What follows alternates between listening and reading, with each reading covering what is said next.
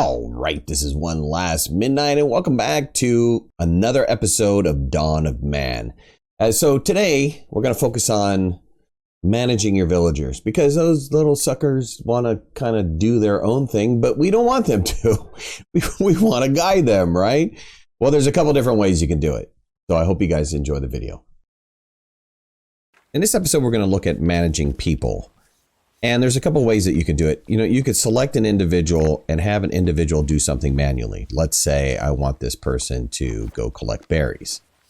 They can only be done in summer. Maybe a bad example. But I want this person to go collect these sticks. And you can see that these sticks now are highlighted with a hand and a little icon that somebody's going to go pick it up. And this person will go walk off and then go pick it up. Now, that's one way you can manage your people. You could assign them to several tasks. If there were berries here, if it was summertime, they would pick the berries. If there was, pears here, they would pick the pears. You could also do this with picking up rocks, including any other item that's laying around, like let's say this flint right here. But that is not maybe the most effective way. In Dawn of Man, there's a concept of work areas. So instead of having to micromanage your individual people or groups of people, you can assign them to a task. So let's say we want to gather sticks. I would then click gather sticks, and you can see this little flag of a hand, looking for a little stick icon. And the circle currently right now is red. It's red because there's no sticks in this particular area. But as you kind of hover over an item, and you can see I've just found some sticks, you'll see that the circle turns to a golden color or a yellow color. You can increase and decrease the radius by hitting C or Z. To decrease the radius. I kind of like to decrease the radius, just have a really tight area in which people are working in, and then go ahead and click the button. Now, when you do that, you've set the work area up, but you haven't really defined any of the properties for the work area. By default, you're going to have one person looking for sticks. In early games, maybe that's what you're going to do. If you don't have a huge population, like currently our population is 13, you would probably only have 1 or 2 workers working this.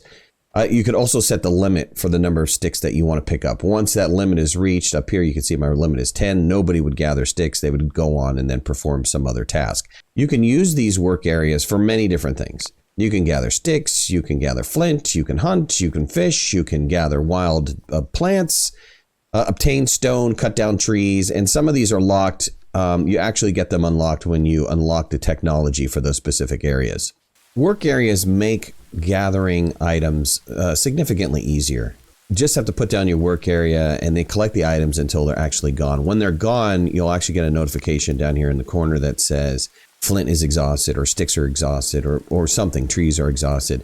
In that time, you can then turn around and move your work area just by hitting edit work area, and you can move it around to a new location to select new items. So in this case, I'm going to move it up here and that'll collect those 3 areas.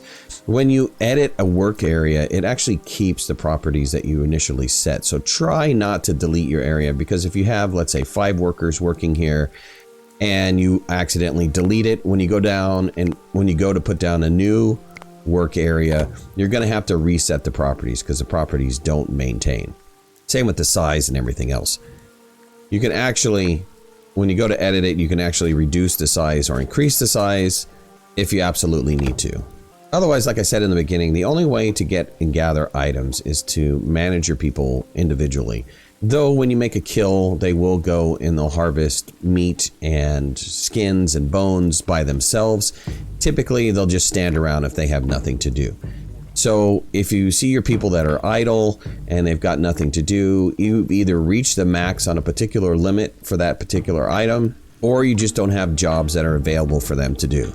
If you want to force them to do something, again, all you would have to do is select them and go tell them, hey, look, go pick up those stones. And then when they automatically go do that specific item. Like I said in the beginning, this is not the best way to manage your people. When your population gets large, it's very difficult to manage a group of people like that. It's better to just put down a work area and let them work in a specific area and then manage the work area. All right, so that was my video on managing villagers. I hope you guys enjoyed it. Put a like if you liked the series. Leave comments in the comment section below. If you haven't already, become a subscriber. We have a great community here. And if you want to follow me on my social media, you can find all the links in the description below. We'll see you guys soon. Thanks a lot. Bye-bye.